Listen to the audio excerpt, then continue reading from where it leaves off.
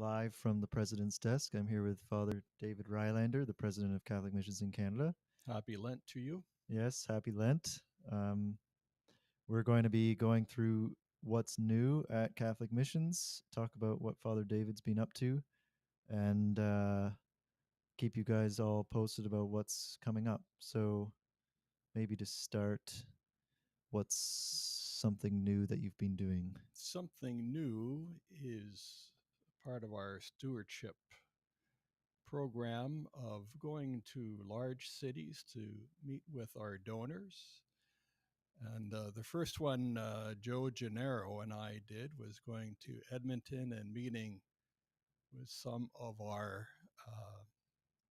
planned gift donors.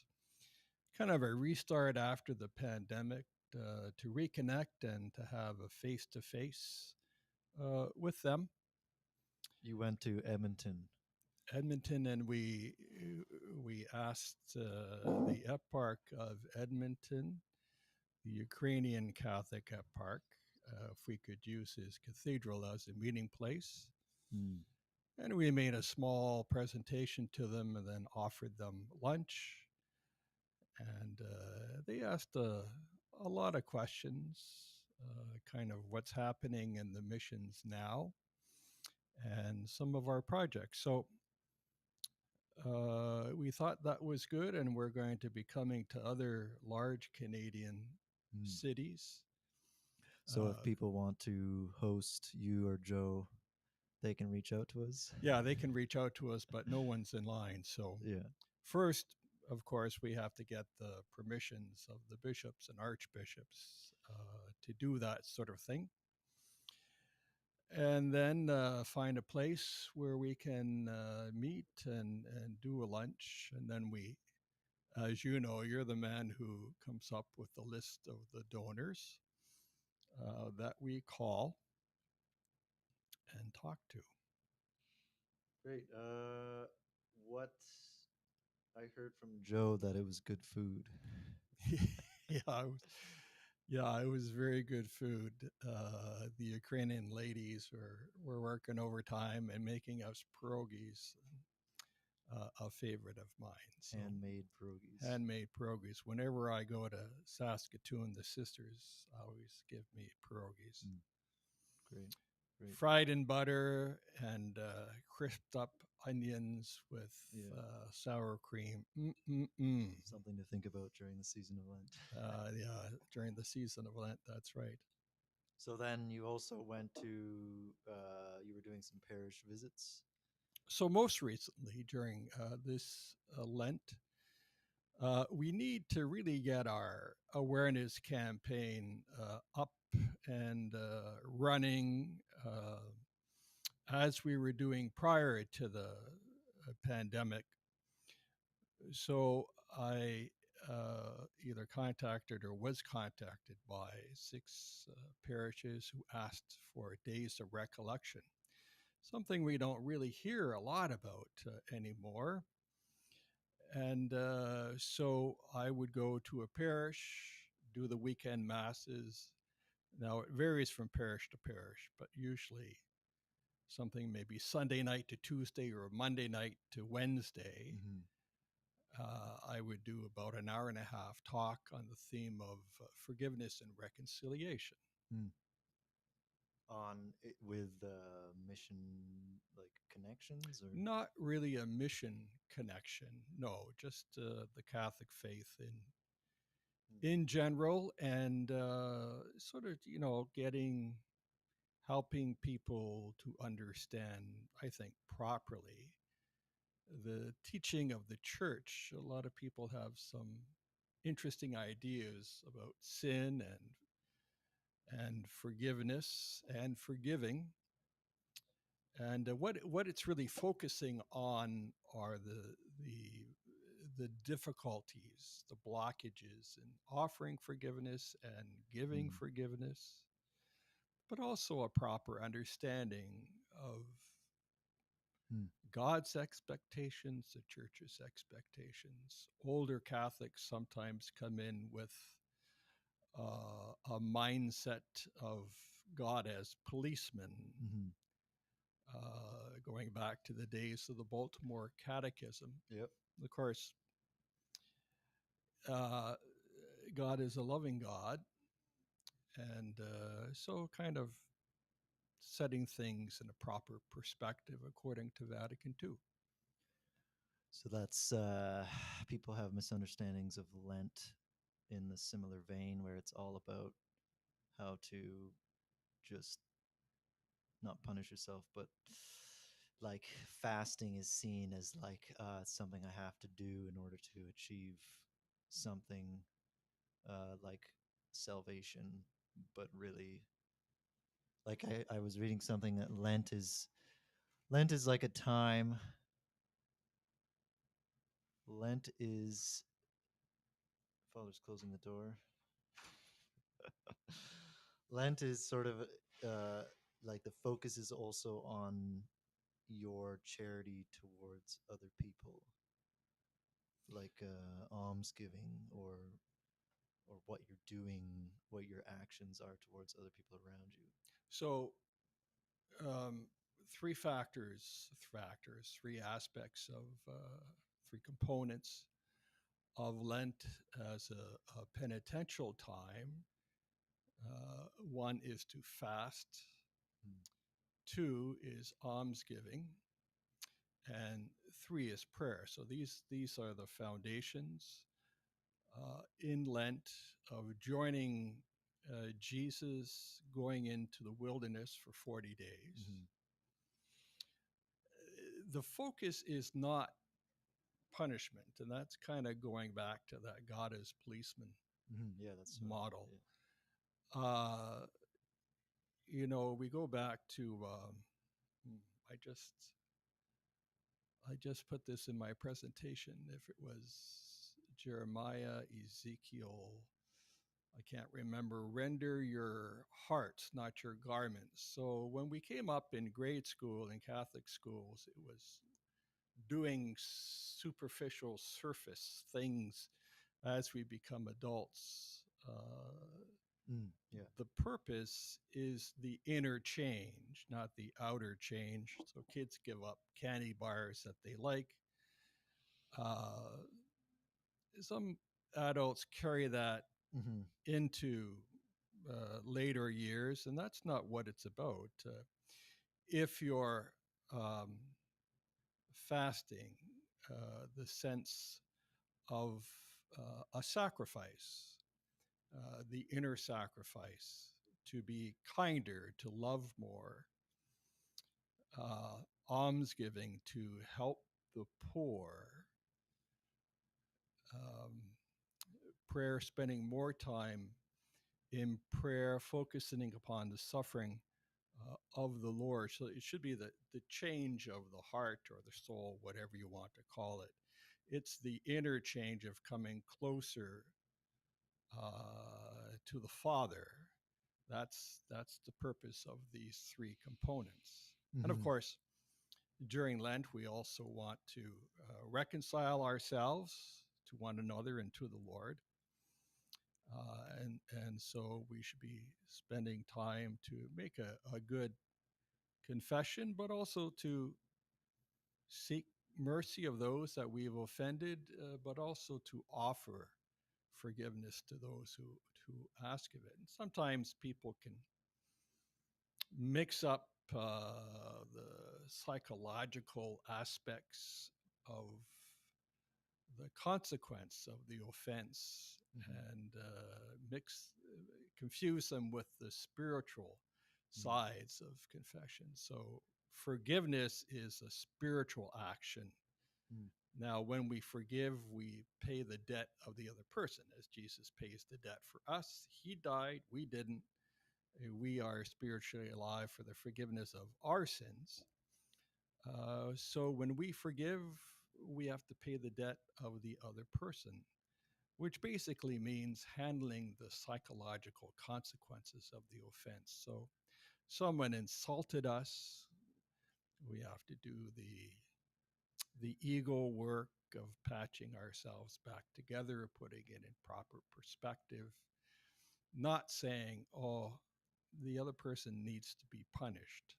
That's not forgiveness. Mm-hmm. Mm-hmm. And then, of course, uh, deciding whether or not the relationship should continue. So when you get into extreme cases of abuse Yeah. or breaking of trust, prudence has to come in and decide whether or not we Mm-hmm.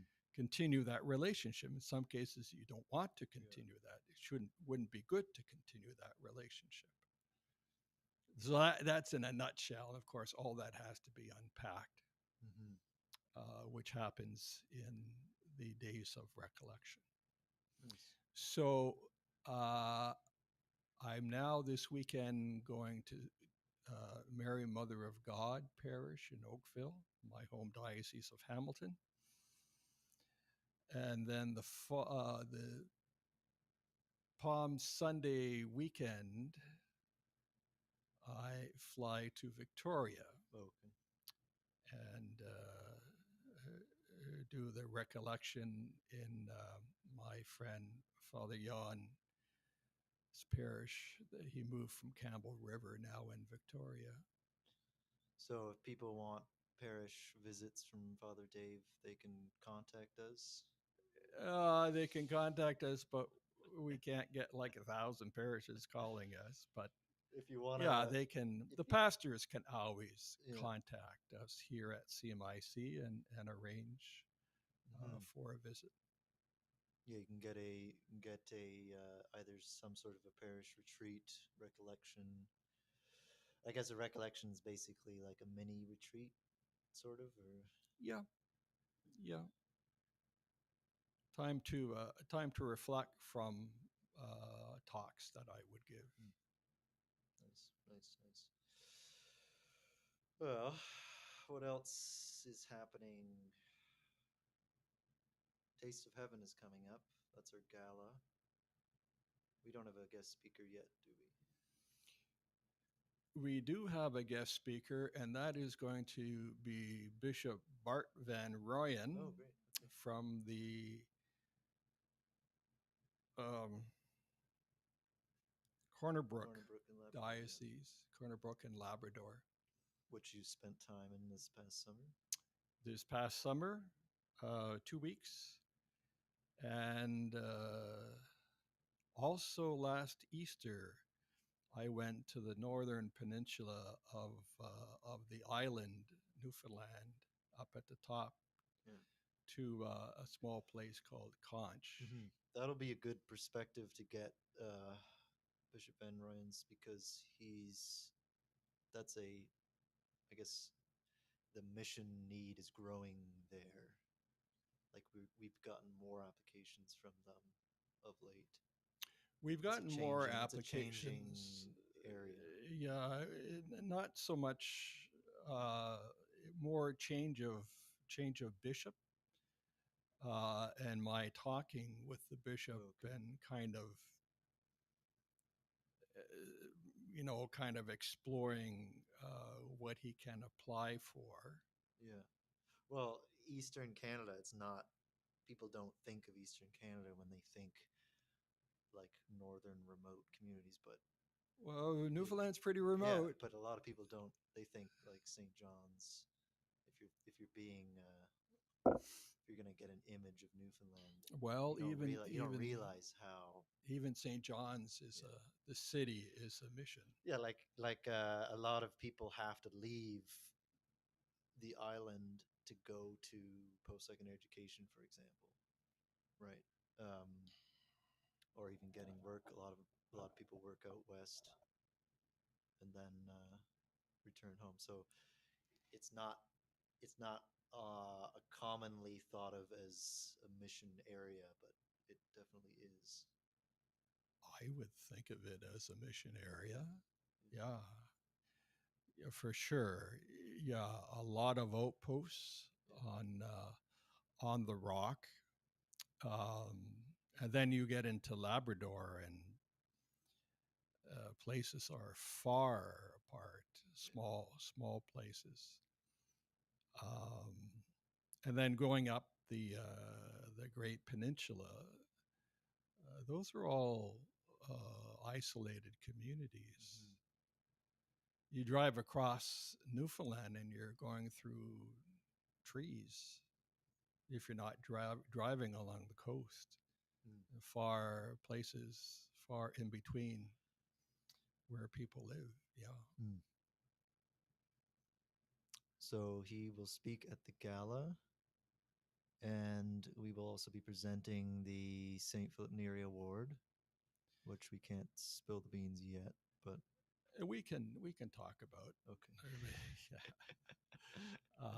Father Paradis, coming from Manitoba, who's been involved in Indigenous ministry for a very long time and was recommended to us by Sister Teresita, who's on our editorial board and writes Mm. articles for us. So he's been working in our missions for a long time In Manitoba in mostly. Manitoba. So that's diocese His that of diocese, I think, Saint would be Boniface. either Winnipeg or I think it's Winnipeg, Yeah. but maybe I'm wrong. Maybe it's St. Boniface. Can't remember. Yeah, which is also an interesting thing about that area. But it could also be uh, Not Kiwat and now Lapau. my Kiwatin-Lapau. Oh, That's really? right. Okay, Northern Yeah, Manitoba. depending on where he's been during that whole time. Interesting. So this is awarded to a missionary who has served Who's Canadian born, served at least 20 years in Canadian missions. Canadian-born missionary. Canadian born mission. Not many of those anymore. Yeah, we might have to change the criteria. Maybe in time, but I think there are still a lot. So you can come to the gala and witness the presentation of that award. I'm sure hopefully he can make it and give a little talk, maybe. If you can make it, if Yeah, you're in the Toronto area yeah, and you have yeah. $500 for a ticket Yes, with a tax receipt. with a tax receipt, that's right. But it'll be a fancy dinner. The theme is Mardi Gras, but don't know how many people will be wearing masks. We'll see. And the band is a jazz band from Toronto, so Right. should be a good time. It's our one Yeah, fundraiser major that we fundraiser. do of the year. So it's really directed Yeah. Hmm. to wealthy individuals and corporations. Hmm. Hmm. But we do share. Well, I mean, it'll be nice to share directly the stories from the missions with Bishop Bart and Which will happen in presentation the of the award. magazine. Yeah, Yeah. yeah. What else? Magazine. Anything new in the magazine? Nothing new in the magazine. Now, of course, as you know, we've made application for the 2023 Mm. award season. Yep. 2022, we won 2 awards, and we'll see what happens Mm-hmm. in the Mm-hmm. magazine of magazines of last year. Mm-hmm. Um, I think the most important thing right now is that we're back doing presentations and preaching in parishes, going to conventions, Mm.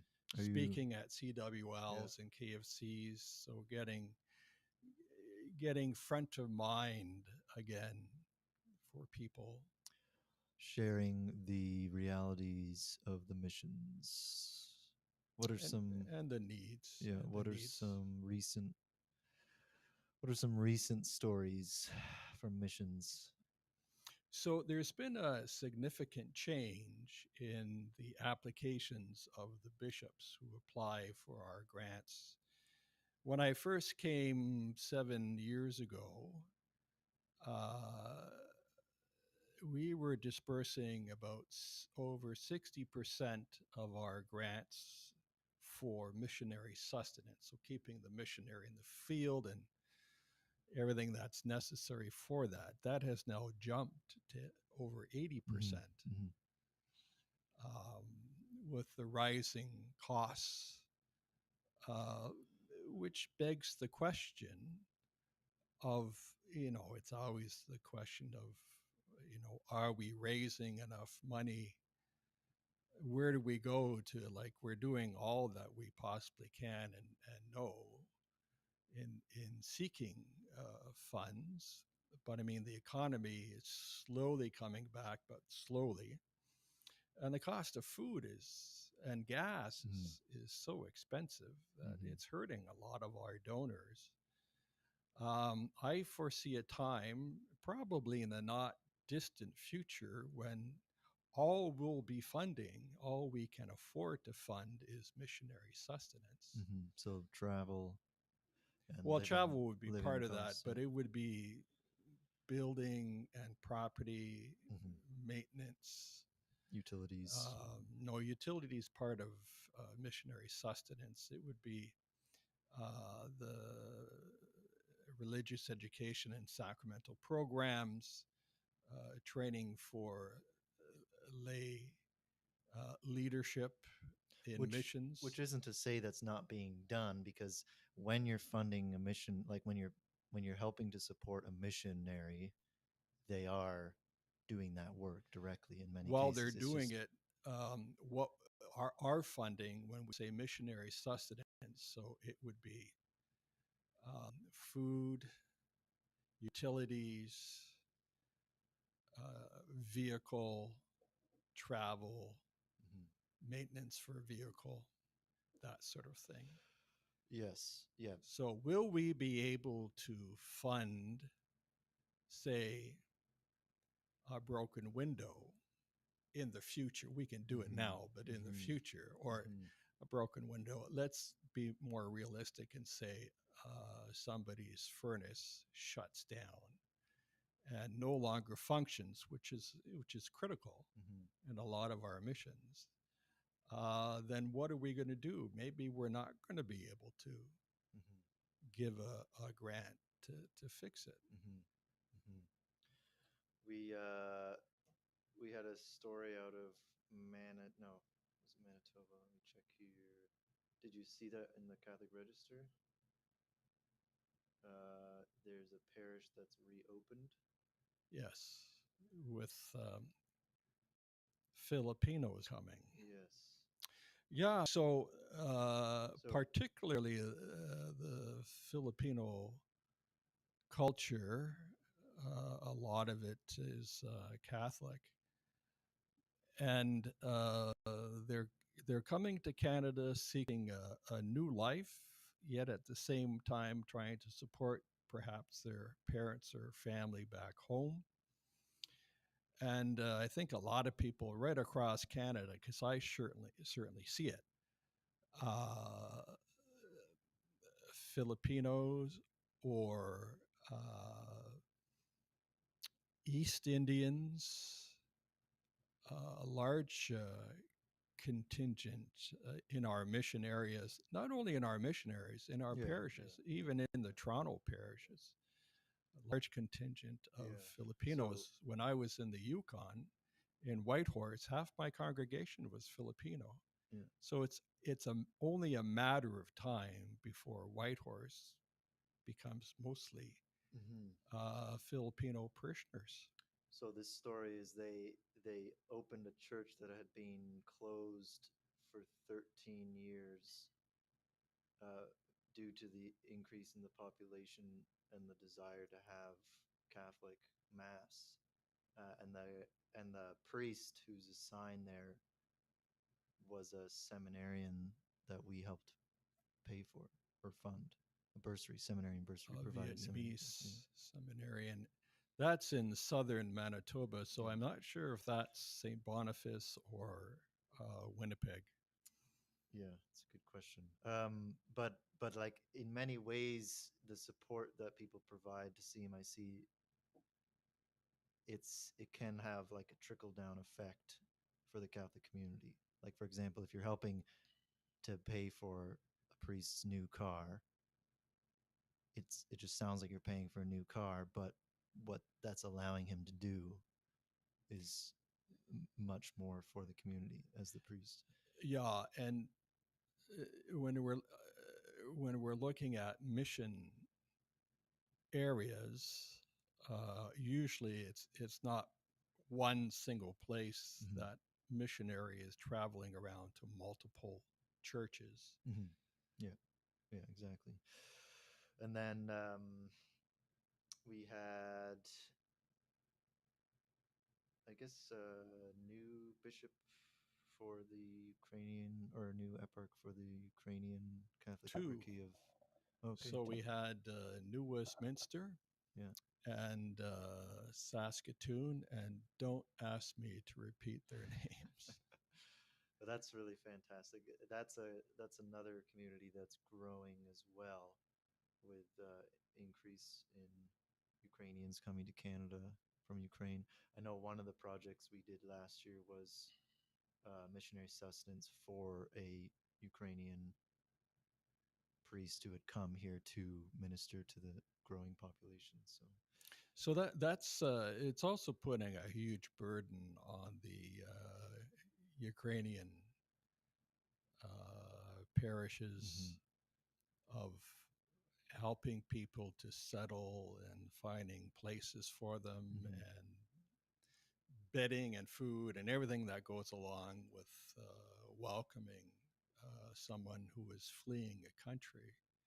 mm-hmm, mm-hmm, mm-hmm, I was just out in early December in Saskatoon teaching for the eparchy there, and we were discussing the situation. And these two bishops, they're inheriting a huge project, and the Ukrainian churches, there's not a lot of people in their churches, so they're not generating a lot of income. mm-hmm, So it's a huge burden for them, but they're happy to do it, of mm-hmm, course. mm-hmm. If you would like to, you can subscribe to our email newsletter, Mission Journeys. The one that I released today talks about the project we're doing in Wollaston Lake, northeast Saskatchewan, talking about the travel costs of the priest there, because he has to fly in and out of that community because there is no road. There is a road in the winter, but otherwise he's flying in and out. If they can build it, Yeah, if exactly. Yeah, it's not cold which enough, they can't. which we I don't think we have time today, but it would be great to get into winter roads because I didn't know. I didn't. Maybe briefly you can explain what they are, because I had no idea that it's actually they just build it right there. Like they Yeah. use the snow and the ice. So uh, depending on where you are, if you're crossing rivers or lakes, um, in the Northwest Territories 2 years ago when I was there, the ice wasn't thick enough to Mm-hmm. build the road on Great Bear Lake, Mm-hmm. which is a huge, one of the largest lakes in North America. Uh, they have to bank the snow up and then uh, use water to freeze to make the road. So it has to be cold enough Mm-hmm. to to do that.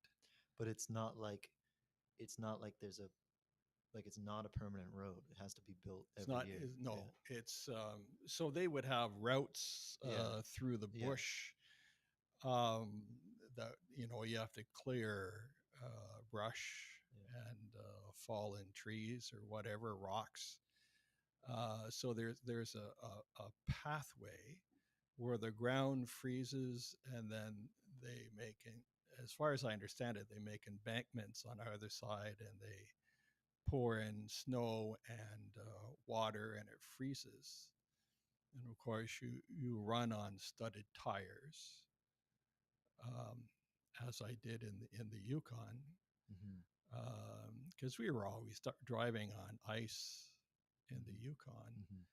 Um, so these places, It takes a lot of resources. Of course, we're not putting resources into it to build these seasonal roads That's right. for maybe, I don't know, 2 months, Yeah. 3 months if they're lucky. Yeah. And that's how they get in large equipment and Mhm. supplies. Yeah. So during that time, you can drive in and out and get goods in and out that way. But otherwise, you're flying if you're flying to a major population center. You could, like, if you're going within the area, you could boat depending on the lakes. Well, it would connect to a highway system, Yeah. and then the highway system might take you to the Yeah. major Yeah. population center.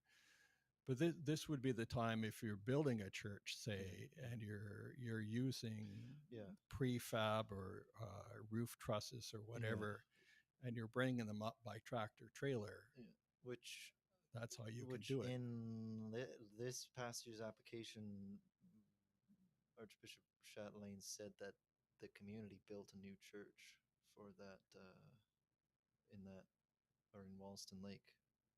So yeah, that'd be an interesting story.